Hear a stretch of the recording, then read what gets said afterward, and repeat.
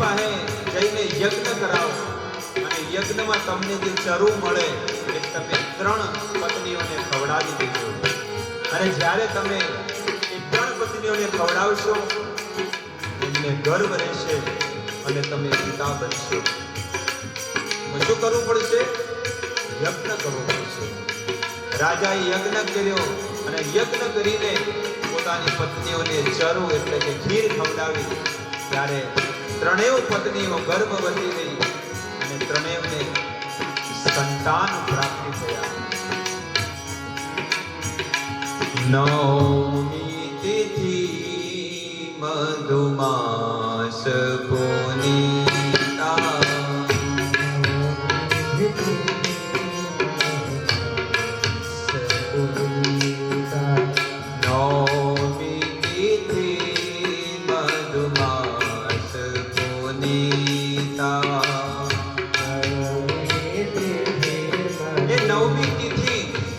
મધુમાસ પુનીતા મધ્ય દિવસ અતિ શીતલ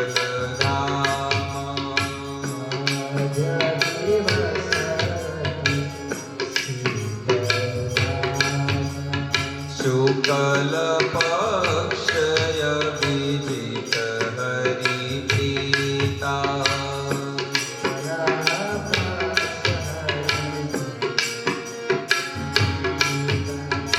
મધ્ય દિવસ અતિ શીતલ ગામા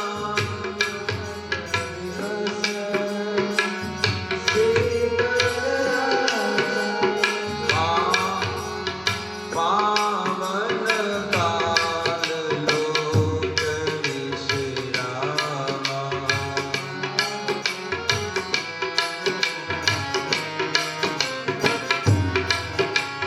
શીતલ મંદ સુર વિભવાહુ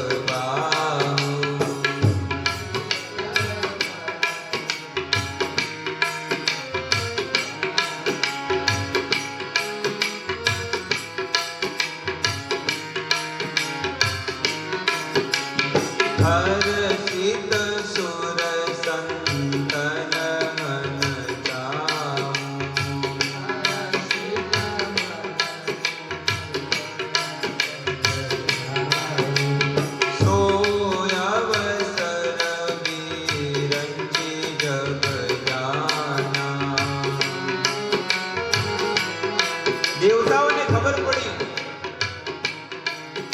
દેવતાઓને ખબર પડી કે ભગવાન અસુરોનો વધ કરવા માટે ભક્તોને આનંદ દેવા માટે દશરથ રાજાને ત્યાં કૈકેયીના પુત્ર તરીકે એમના ગર્ભમાં પ્રગટ થઈ ગયા છે. અને દેવતાઓને ખબર પડી કે ચૈત્ર મહિનામાં અભિજીત મુહૂર્તમાં 9મી તિથિ બપોરે 12 વાગે શીતળ મંદ વરસાદ વરસી રહ્યો છે. અને એવી સ્થિતિમાં એ ભગવાન જ્યારે પ્રગટ થવાના હતા ત્યારે દેવતાઓ આકાશમાં પ્રગટ થઈ ગયા અને પ્રગટ થઈને ફૂલ વરસાવે છે કારણ કે ભગવાન પ્રગટ થવાના છે. ગગન વિમલ સકલ સુર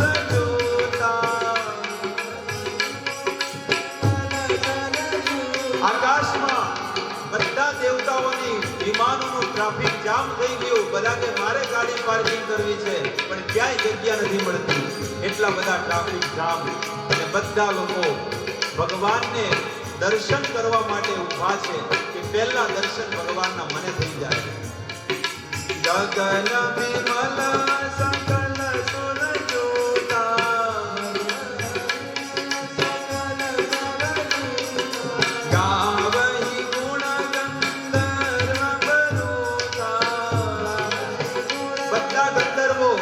અપ્સરાઓ નાચી રહી છે અને ગંધર્વો નૃત્ય કરી રહ્યા છે, ગાઈ રહ્યા છે કે આજે અમે પોતાની વાણીથી અને પોતાના શરીરથી ભગવાનની સેવા કરીએ. ગગન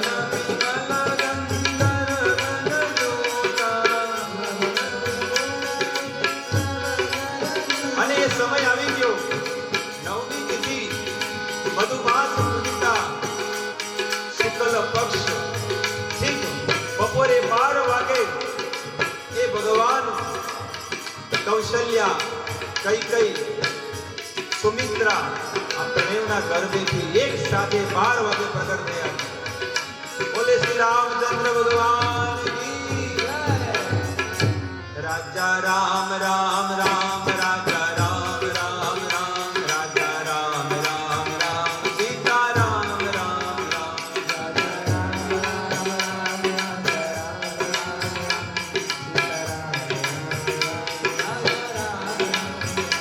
રાજા રામ રામ રાજા રામ રામ રામ રાજા રામ રામ રાજા રામ રામ રામ રાજા રામ રામ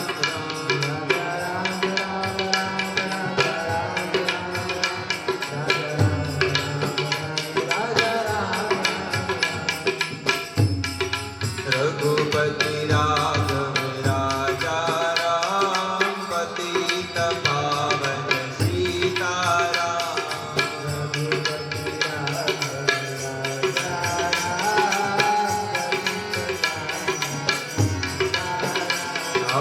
રઘુપતિ રાઘવ રાજા રામ પતિત પાવન સીતારામ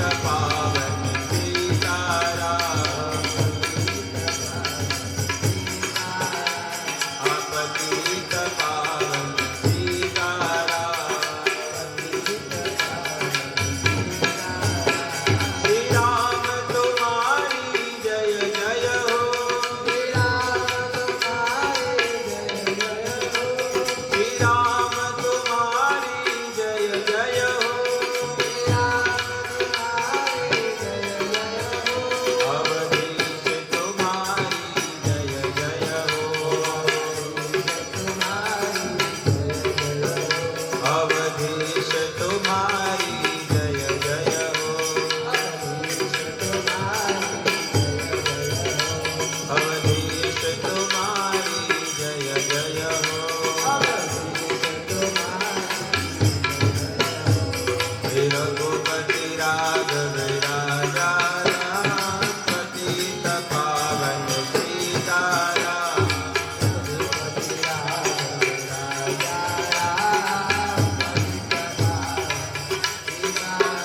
રામ પતિત પાવન સીતારામ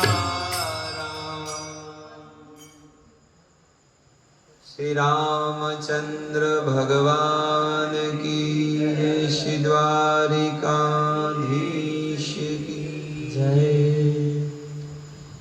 तो આવી રીતે ભગવાન રામ પ્રગટ થયા અને પ્રગટ થઈને સંસારના જીવોને સુખ પ્રદાન કર્યું। ભક્તો જે જગ્યાએ ભગવાન હોય છે ને એ જગ્યાએ જ સુખ સમૃદ્ધિ અને યશ હોય છે। જ્યાં જ્યાં ભગવાન નથી હોતા ને ત્યાં દુઃખ સિવાય કાંઈ નથી હોતું। તો ઘણા લોકો કહેતા હોય છે કે અમે બહુ દુઃખી છીએ। તો દુઃખ શા માટે છે ખબર છે? કારણ કે આપણી પાસે પ્રભુ નથી, ભગવાન નથી। જ્યાં આગળ ભગવાન હશે ને ત્યાં નિત્ય નિરંતર સુખ હશે, એટલું તમે સમજી લેજો। પૈસાથી કોઈ સુખી નથી થતું, પૈસાથી જો સુખી થતું હોય ને તો પૈસા વેશ્યાઓ પાસે કેટલા છે? નથી. બધાની પાસે છે પૈસા, તો પૈસાથી કોઈ સુખી થતું નથી. સુખ એકમાત્ર ભગવાનની ભક્તિથી તમને મળશે. તમારે જોવું તો જોઈ લેજો, જ્યાં આખી દુનિયામાં ભટકવું હોય તો ભટકી લ્યો, પૈસાથી કોઈ સુખી થતું નથી. સુખ એકમાત્ર ભક્તિમાં છે. અને જ્યારે તમે ભક્તિનો અનુભવ કરશો ને તો તમને હૃદયની અંદર એવો આનંદ આવશે, એટલું સુખ મળશે ને, તમને આ સંસાર ફીકો લાગવા મળશે. તો આવી રીતે ભગવાન પ્રગટ થયા છે. કૌશલ્યા, કૈકેયી, સુમિત્રા અને આ ત્રણેય રાણીઓના ગર્ભેથી ભગવાન રામ, લક્ષ્મણ, શત્રુઘ્ન અને ભરત પ્રગટ થયા છે. પ્રગટ થઈને માતાને ભગવાન રામ દર્શન આપે છે. અને જ્યારે દર્શન આપે છે ત્યારે કૌશલ્યા કહે છે કે હે પ્રભુ, તમે તો મને વચન આપ્યું હતું કે હું તમારા બાળક રૂપે પ્રગટ થઈશ, ને તમે તો મોટા થઈ ગયા છો, એટલે કે હવે તમે નાનું સ્વરૂપ બનાવો. કી જે શિશુ લીલા, તમે મારા બાળકના રૂપે પ્રગટ થયા તો બાળકના રૂપમાં પ્રગટ થઈ જાઓ. તમે મોટા થશો 21 વર્ષના તો થોડું મેળ આવશે. તમે નાના બાળક હશો તો હું તમારી સેવા કરીશ અને મને આનંદ આવશે, વાત્સલ્ય ભાવનો. તો કી જે શિશુ લીલા, તમે શું કરો? શિશુ એટલે કે એક નાના બાળકની લીલા કરો. ત્યારે ભગવાન નાનકડા બાળક બની જાય છે. અને ભગવાન કૌશલ્યાને સુખ પ્રદાન કરે છે. દશરથ રાજા જે કેટલાય વર્ષોથી સુખની શોધમાં હતા, એ સુખ આજે દશરથ રાજાને મળ્યું છે.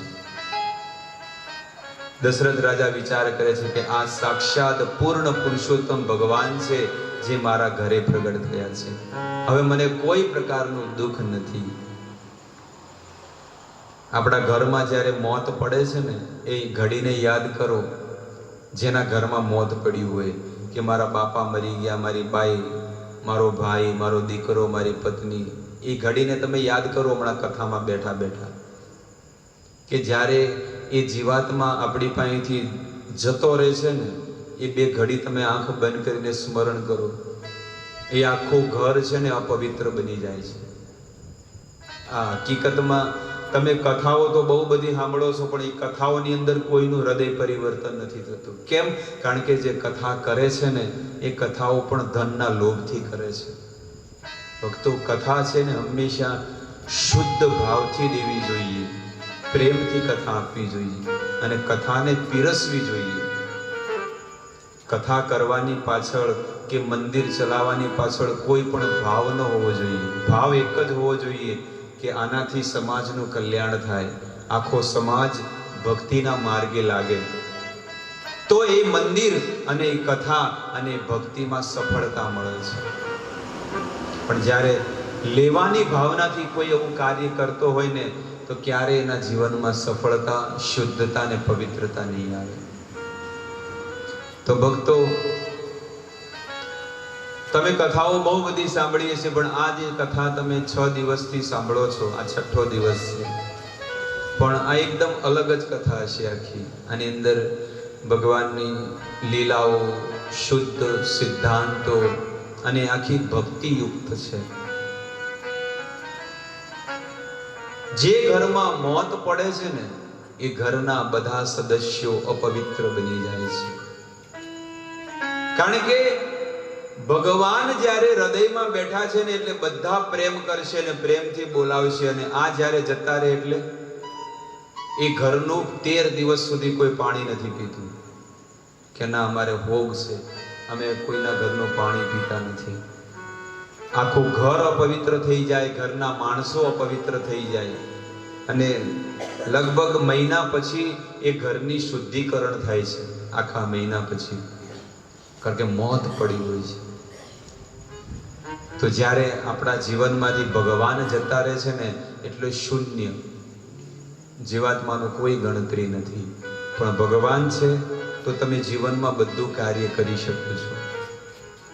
એટલે એક મિનિટ, એક ઘડી વગર પણ આપણે ભગવાન વગર રહી ન શકીએ, કે ભગવાન વગર આપણને ચાલે નહીં, પણ આપણે ચલાવી રહ્યા છીએ ગમે તેમ કરીને.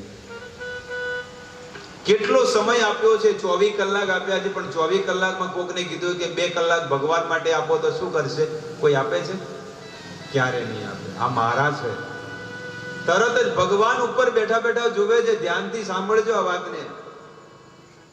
એ ભગવાન ઉપર બેઠા બેઠા જોવે છે કે મેં આ જીવોને 24 કલાક આપ્યા છે, પણ આ એવા થઈ ગયા છે ને કે એમાંથી મને 1 કલાકે મારી સેવામાં કાઢતા નથી.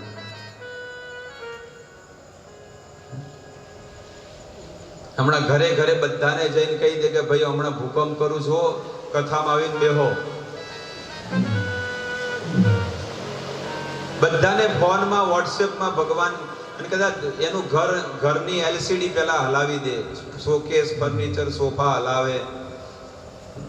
ખાવા બેહે તો ખાવાનું થાળી ભૂલ થઈ જાય, ગાયબ થઈ જાય. નાવા જાય તો પાણી ગાયબ થઈ જાય. શ્વાસ લેવા જાય, એ ભાઈ હવા લાવો, હવા લાવો, હું મરી જાઉં છું. આ બધું બંધ કરી દે તો ભગવાન અત્યારે હવા બંધ કરી દે, પાણી આપવાનું બંધ કરી દે, ખાવાનું બંધ કરી દે, આ ધરતી ડોલવા માંડે. આ બધું અચાનક એકી ઝાટકે કરવું હોય તો ભગવાન અત્યારે કરી શકે છે. જે નથી સુધરતા એ તો જવા દો, પણ જે આવીને ભગવત કથા અને ભક્તિ કરે છે એનું જીવન પણ જો સુધરી જાય ને તો આ આપણી ભાગવત કથા સફળ છે. આપણી કથા સફળ છે. તો અહીંયા ભગવાન પોતાના ભક્તને સુખ પ્રદાન કરી રહ્યા છે. ભગવાનને જો ભક્તિ કરાવી હોય ને તો બધાની પાસે ભક્તિ કરાવી નાખે. ધંધો ઓછો કરશે અને ભક્તિ વધારે કરશે. કેમ ખબર છે? હવા જોઈતી હોય કે ભાઈ તમારે એક દિવસમાં 1 બાટલો જોવે છે હવા, 1 બાટલો ભરીને, તો 1 માળા કરો તો 1 બાટલો હવા આપો. આવું કદાચ બંધારણ કરી દીધું 2-4 ભાઈ તો કેમ થાય? એવું બંધારણ કર્યું હોય તો બધા લોકો પેલા બાટલા જમા જ પેલા કરાવો કે પેલા હું 5 માળા કરીશ, મને 5 બાટલા આપજો ને કે થઈ રહે. આ બધા લોકો નથી ખબર? તો ભગવાને જો આ હવા કેટલી સુંદર, ક્યારેક અનુભવ તો કરો, મફતનું લઉં છું બધું. આ હવા કેટલી સુંદર, શીતળ, આપણા શરીરને કેટલું સુખ પ્રદાન કરી રહી છે. એ આપવા વાળા ભગવાન છે. પણ ક્યારે અનુભવ કર્યો? કરુણા ના કરનારા, તારી કરુણાનો કોઈ પાર નથી. એટલી બધી કરુણા તે જીવો ઉપર કરી છે. પણ જીવ એવો નઠોર, એવો નફટ બની ગયો છે ને કે જેની વાત મત પૂછો. ગમે જેટલા ડફણા મારો પણ સુધરવાનો નથી. એ કૂતરાની પૂંછડી જેમ વોકી હોય ને, 100 વર્ષે ભયમાં ગાલો તો વોકી શું કરે છે? સુધરવા નથી. ભૂકંપ આવ્યો, ભૂકંપ ગમે જેટલા આવે તો અઠવાડિયું થોડા સુધરી જાય. પાછા પાપ કરવાનું બંધ કરી દે, ગુટકા ખાવાનું બંધ કરી દે, દારૂ પીવાનું બંધ કરી દે, ખોટી લાઈનો મારવાનું બંધ કરી દે, બધું બંધ કરી દે. અત્યારે બધા લોકો શું કરે છે? આ બસ બગડેલા છે. 15 વર્ષથી 10 વર્ષથી લઈને 80 વર્ષ સુધીના બધા બગડેલા છે લગભગ ટકાવારીમાં. પણ અમુક લોકો ઇન્દ્રિયોને કાબુમાં રાખી છે કે ના હું એક સારા ઘરમાં રહું છું, સારી જગ્યાએ રહું છું, તો મારે આવું કાર્ય ન કરવું જોઈએ. એટલે બિચારા દબાવી બેઠા છે. આ સંસારના જીવની આ દશા છે. તો સંસારમાં લોકોને પાપ કરવામાં શરમ નથી આવતું, પણ ભક્તિ કરવામાં બધાને શરમ આવે. એક બગીચામાં ગળામાં હાથ લઈને છોકરો ને છોકરી બેઠા હોય એને કોઈ શરમ આવે છે? બસમાં બેઠા બેઠા તમે જુઓ, પિક્ચરમાં જતા હોય, હોટલમાં હોય, બગલમાં હાથ લઈને બેઠા હોય તો એને શરમ નથી. પણ કોકને કીધું કે તિલક કરો, ભગવાનનો ચંદન છે, તિલક કરો, તો તિલક કરવામાં એમને શરમ આવે છે. મોટા મોટા પરિવારમાં આજે હું બધી જગ્યાએ આખા ભારતમાં જાઉં છું, લેવા પટેલ, કડવા પટેલ એવા વિસ્તારમાં હું જઈને પણ કથાઓ કરું છું, અને એ લોકો કહે છે કે પ્રભુ એવો જમાનો બગડ્યો છે કે જેની વાત નહીં. આ પટેલિયાઓ કે એવા બગડ્યા છે કે જેની વાત નહીં. ચોખ્ખી વસ્તુ કે છે. કાઠિયાવાડની વાત કરું છું, અહીંયાની વાત નથી કરતો. કે એવા બગડ્યા છે કે જે એરિયામાં એ લોકો રહે છે એ એરિયામાં 50 લારીઓ અંડાની ને માછલાની છે. સમજી ગયા વાતમાં? જે ગામમાં ટોટલી, એક ઉદાહરણ આપો, જે ગામમાં પટેલો જ રહેતા હોય એ ગામમાં અંડાની માછલાની લારી હોય, એનો અર્થ શું છે કે ખાતા હોય તો જ ને. એટલે કે એવી આજની પ્રજા બગડી છે જેની વાત મત પૂછો. અને એના બાપ દાદા કે કેવા હતા? ઉજળા હતા. એ કુળ કેવો હતો? કેટલો ઉજળો હતો. અને એ કુળ આજે પડી ગયો છે. કે એવો જમાનો બગડ્યો છે, એવા માણસો બગડ્યા છે, એવા છોકરાઓ બગડ્યા છે. ધર્મ ધીરે ધીરે ઓછો થઈ ગયો છે. ધર્મમાં, ભગવાનમાં કોઈને રુચિ નથી, અને પાપ કરવામાં બધાને રુચિ છે.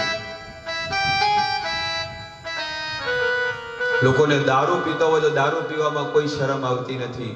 એક સ્ત્રીની સાથે ખોટું કામ કરવામાં કોઈને લજ્જા કે શરમ આવતી નથી. કોઈનો પૈસો લઈને ઉઠી જવામાં કોઈને કોઈ શરમ આવતી નથી. પણ એમ કીધું હોય ને કે 100 ગ્રામની માળા લઈને માળા કરતા થાઓ રોડ ઉપર, તો એને શરમ આવશે કે માળા હું કરું તો હું કેવો લાગુ, તિલક કરું તો હું કેવો લાગુ, કંઠી માળા પહેરું તો કેવો લાગુ. વિરલો કહેવાય, વિરલો. એ જીવાતમાં આપકો નહીં જમના બિલકુલ. એ વિરલો કહેવાય કે જે ભગવાનની માળા કરે છે, જે ભક્તિ કરે છે.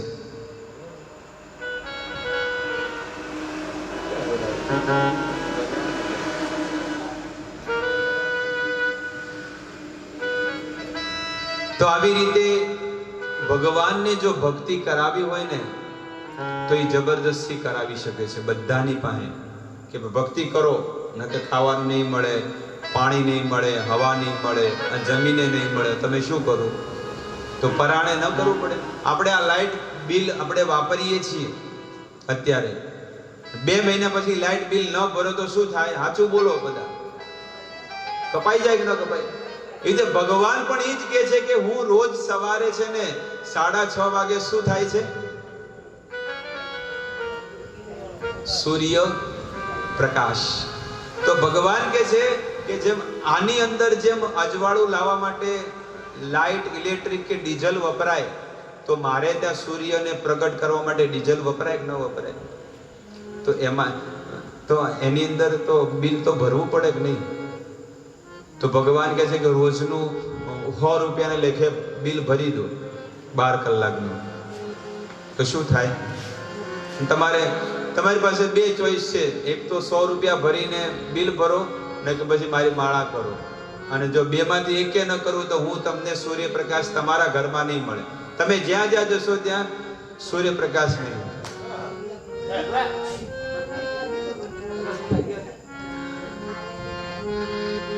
તો આવી રીતે ભગવાન ધારે ને તો બધું કરી શકે છે.